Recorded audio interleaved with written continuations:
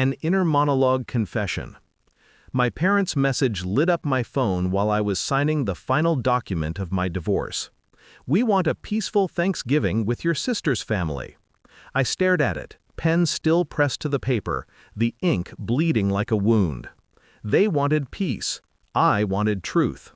So I replied with one word: enjoy. And I meant it, just not in the way they assumed. I used to think betrayal arrived like a gunshot, loud, unmistakable. But when I met Julian, it came softly first. He smiled like he knew secret futures, and I let myself believe one of them held us. My parents adored him immediately. My sister called him a miracle, and I, idiotically, dangerously, joined the chorus. I let him into my life, my finances, my plans, my spine. For a while, he fit. He kissed my knuckles after long days and said I was the peace he never had. I should have asked why peace needed that many locked drawers and late-night texts answered in other rooms. The signs were small at first. A perfume on his coat that I didn't own. A receipt from a restaurant he said he hated. Then the whisper, my sister's name, slipping from his phone on a notification he tried to hide under his palm. The moment I knew was a quiet one. I came home early. He was in the kitchen, murmuring into the phone, the way men do when they're nurturing something fragile. He said her name like it was a promise. My sister's giggle floated back through the speaker. My heart didn't break. It hardened. He turned when he heard me. I smiled. He believed it. People expect rage. I chose patience. While they continued their little duet of secrecy, I documented everything. The bank transfers, the hotel charges, the messages he deleted but not thoroughly enough. Every detail filed, time-stamped, stored, not for court, for artistry. The villa in southern France had been a dream before Julian, a fantasy of mine before he tried to make it ours. After discovering the affair, I accelerated every closing process, every renovation, and I made sure no one, especially Julian or my family, knew a thing about it. My parents thought I'd spend Thanksgiving morning. My sister thought she'd spend it in my husband's arms. Julian thought he would spend it lying to all of us. I had a different vision. The invites went out quietly. Friends they ignored. Cousins they forgot about.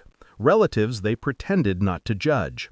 Everyone who ever made my parents say, "We're busy that day."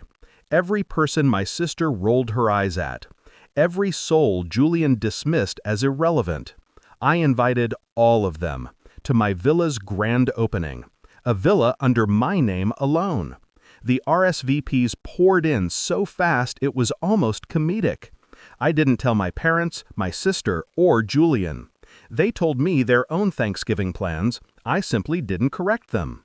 Thanksgiving morning, the sun climbed over the Mediterranean like it was unveiling something holy.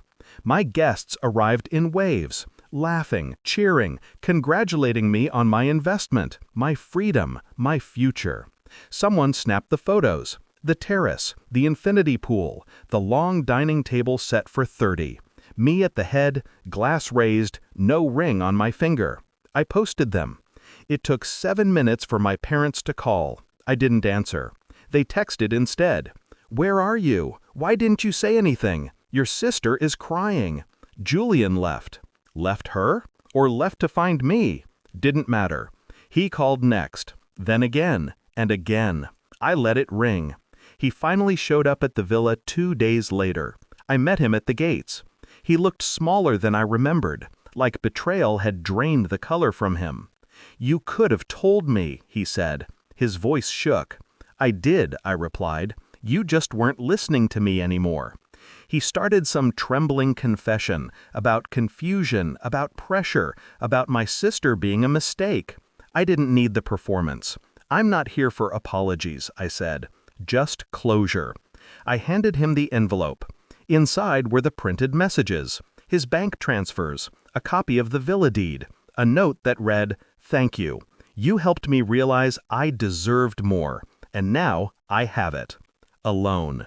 That was my real revenge. Not humiliation, irrelevance. He had no place here, no leverage, no audience, only truth. As I walked back into my villa, the sea wind wrapped around me like a blessing. My family eventually stopped calling. My sister blocked me first. My parents followed her lead.